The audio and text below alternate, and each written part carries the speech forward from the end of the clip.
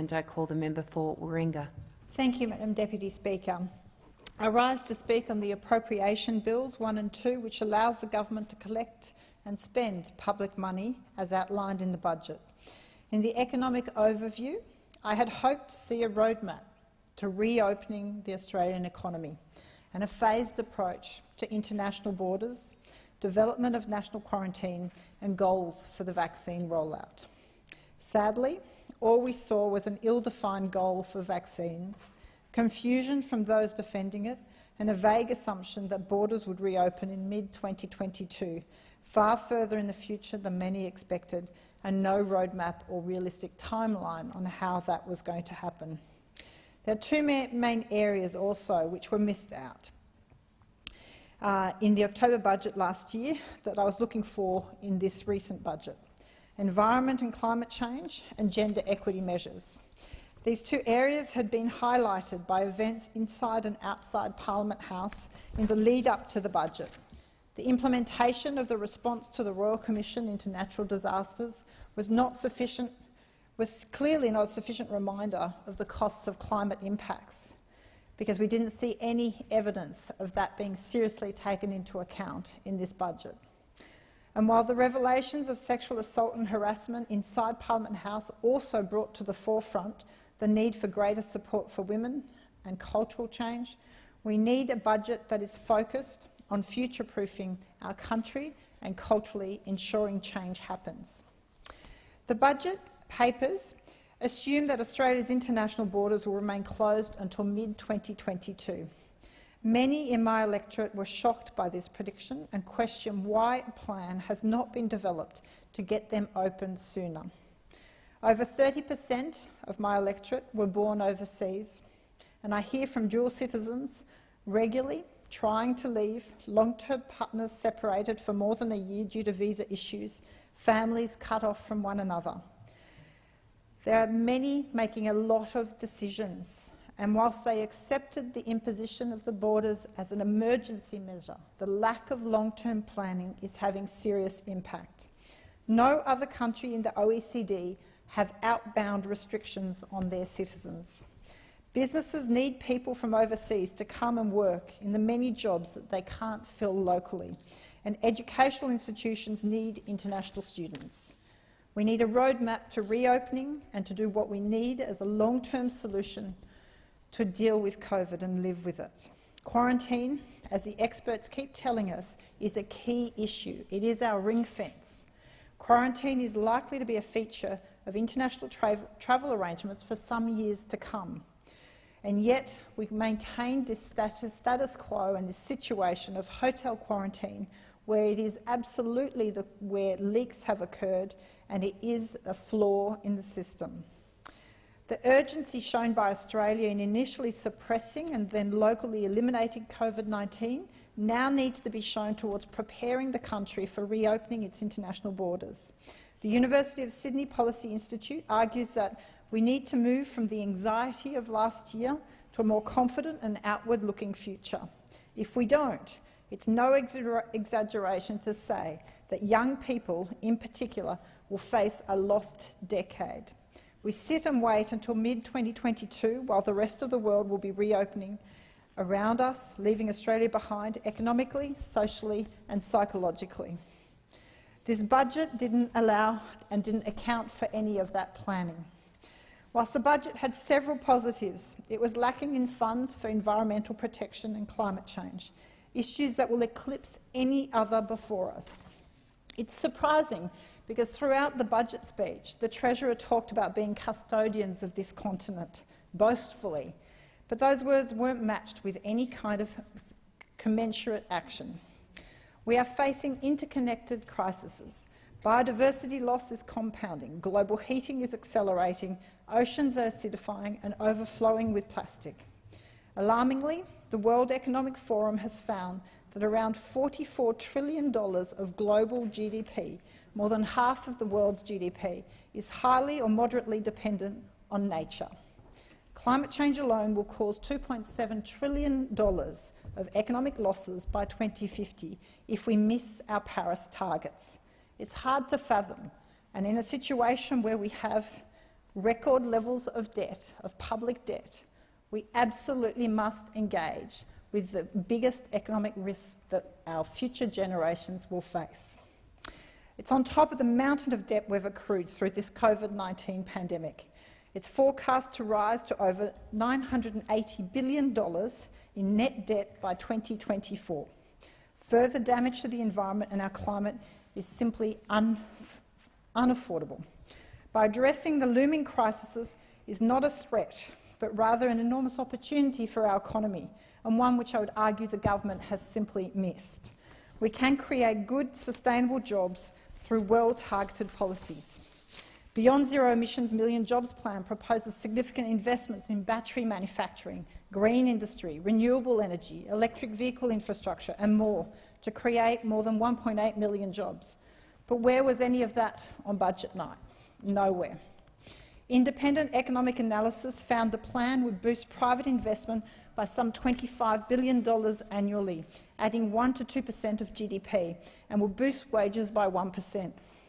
So that's why it was so disappointing that in this budget, to see a lack of funding for the environment. It's a missed opportunity. Only 0.8% of the $590 billion in budget expenses was given to environmental programs. To contrast, the EU has targeted over 30% of their budget spent towards green measures. Total environmental spending has decreased by 39% in Australia since this government came into office. That is not heading into ensuring a good economic outcome. On climate change, we saw loose change for climate adaptation. Australia will be getting a new climate service to help government manage climate impacts, alongside a $600 million fund to help people prepare for natural disasters. But these measures are nowhere near enough for the scale of climate change and impacts that are coming. Natural disasters alone will cost the economy $39 billion per year by 2050. So several hundred million for climate impacts is just not going to cut it. On energy, we saw hundreds of millions going to support a gas-fired recovery, including opening up further basins and gas fields. Projects like the Beetaloo Basin is a carbon bomb of historic proportions. Northern Territory Government has said the basin could increase Australia's annual emissions by 7%. So it must not be mined, or we risk absolutely failing in our commitment to the Paris Agreement. The International Energy Agency has found that for us to be on a pathway consistent with net zero by 2050, a target which the government agrees is preferable, then there can be no new oil or gas projects from now. Part of the government's 9.5 decision, well, in the budget, quite shockingly, $9.5 billion was allocated to the decision taken but not yet announced slush fund, which can only be seen as for the next election, where we learnt that up to $2.4 billion support package for oil refineries came from. The minister claims that this is to secure Australia's energy, but there can be no security if we rely on imported oil. The only way to secure our energy is to invest in the transition to electric vehicles that will ensure that energy comes from Australian electricity generators and not Saudi oil plants. Another part of the budget was the slush fund. Used from this was a $600 million announced some days after the budget for a gas peaker plant at Kurri Kurri. This is a plant with absolutely no business case. Coming from a government that claims good economic management, it is essentially a plan to write off $600 million worth of public funds. The chair of the Energy Security Board, Kerry Schott, has said it doesn't stack up because it is expensive power. AEMO has outlined there will be a minor shortfall when the deal closes, but all projects financially committed will be sufficient. There is simply no market for this project. The government claims the plant will create 600 construction jobs and $1 million at $1 million for per job. That's a terrible return on investment. Worse still is there will only be 10 ongoing jobs. And people have asked, what would I do instead to promote jobs in the area? I would invest in renewables and batteries, as the market is doing. Nearby the site, the CEP Energy will be building a record 1,200 megawatt battery. Energy Estate has also formed a consortium of energy developers to launch a project called the Hunter Hydrogen Network, which could be Australia's very first hydrogen valley. The first stage of the project aims to produce green hydrogen and associated green feedstock for mining, vehicles and other industrial uses in the Upper Hunter. The government's energy measures don't stack up. They're very expensive interventions that go against good judgment and sound economic management. If we want a vision of what's possible for the next budget, we should turn to discussions of a $4 trillion infrastructure bill proposed by the Biden administration in the United States, which centres around clean energy investments, electric vehicle infrastructure, energy efficiency and creating new industries of the future. I did welcome the re-establishment of the Women's Budget Impact Statement. It was noteworthy, however, that of the $1.8 billion dedicated to women's economic security, $1.7 billion was for childcare, prompting many, including myself, to comment, but aren't men parents too? It seems to be that anything to do with children is put in the balance sheet to women, but ultimately it is all in society that benefit from proper childcare policies. Despite the Women's Budget Impact Statement coming back, there is still only one woman among 7 members of the Expenditure Review Committee. To that end, the government has missed the opportunity to address the inequalities of paid parental leave scheme, such as removing the means testing, or at the minimum means testing the family income rather than solely that of the primary carer. There are enormous economic benefits of getting childcare and parental leave right, as shown by the motion I tabled earlier this year. But we have underinvested yet again, and we won't see a full return realised. The benefits of this strategy, if implemented, would be substantial, with the Australian Parenting Strategy report estimating an 8.7 boost to GDP by 2050. I welcome the funding and implementation of the Respect at Work recommendations. $20.5 million for the implementation of the 55 recommendations is a good first step, and I've met with the Attorney-General, who assured me that more funding would be forthcoming in collaboration with states and territories. But I urge the Attorney-General to rapidly action the response to Respect at Work and make general improvements to this space. Domestic violence is an issue that we have to deal with all too often. It was good to see nearly $1 billion over 4 years for initiatives to reduce and support the victims of family, domestic and sexual violence. And I welcome the increase from $150 million announced in COVID response package in March last year. We can't underestimate the impact violence against women has ultimately to Australia. It costs Australia an estimate of $26 billion annually. We need to do more to address this. There are so many areas still where there was an attempt at starting to address issues, but they've become so big that it really isn't enough to just have a first go at it.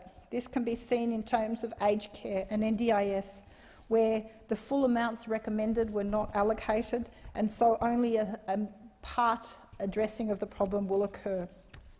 We need to increase staff, increase care and staffing ratios in so many of our services to ensure that we are properly taking care of our more fragile and more vulnerable in our society.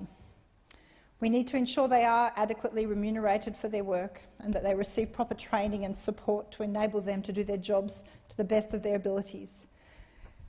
The budget had a little bit for everyone, but I would say overall it missed crucial vision for reopening Australia, for supporting the environment, but also for giving our young people a sense that this government has a vision for their future, has in mind the biggest intergenerational debt that is coming, that this government recognises the costs that are coming and actually investing wisely, that public money is being spent towards infrastructure that will pay off in the long term and not just following ideology.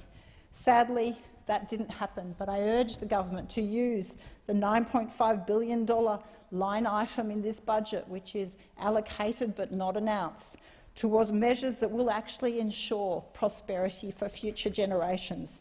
You need to invest in our young people's future and not leave the biggest intergenerational debt we've ever seen.